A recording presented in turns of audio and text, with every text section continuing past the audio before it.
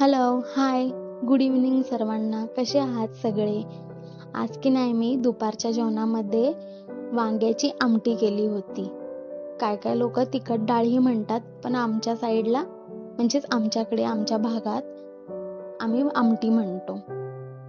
सारखं सारखं वरण भात खाऊन खूप कंटाळा आला होता, म्हणून विचार केला काहीतरी वेगळं सोपं पण चमचमीत असं करूया. म्हणून आमटी करायचा विचार केला आणि तीच रेसिपी तुमच्याबरोबर शेअर करूया असं वाटलं. काही नाही, लगेच होते आणि घरातल्या छोट्या मोठ्या साहित्याने लगेच बनते अशी रेसिपी आहे. पहिलं तर डाळीला कुकरमध्ये शिजवून घेतलं. त्याच्यामध्ये शिजवतानाच 2 ते 4 वांग्याची तुकडे टाकले. स्वच्छ धुवून वांगी टाकली, कारण डाळीला थिकनेस खूप छान येतो वांग जेव्हा आपण कुकरमध्ये डाळीसोबतच शिजवतो तेव्हा. 3 शिट्या काढल्यानंतर पॅन घेतला. पॅनमध्ये तेल गरम केलं. तेलामध्ये 4 लसणाच्या पाकळ्या टाकल्या.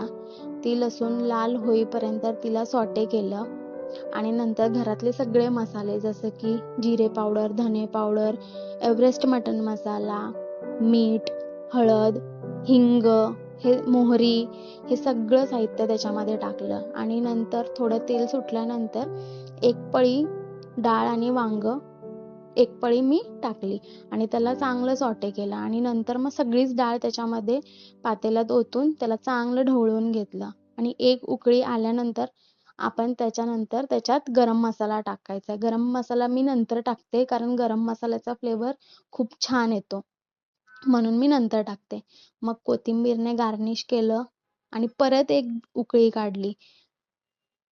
खूप भारी लागते भाताबरोबर ही डाळ. घरी ट्राय करा आणि मला सांगा कॉमेंटमध्ये तुम्हाला कशी वाटली ही रेसिपी ते. आणि जाता जाता माझ्या चॅनलला सबस्क्राईब करा, मला फॉलो करा आणि मला सपोर्ट करा. थँक्यू.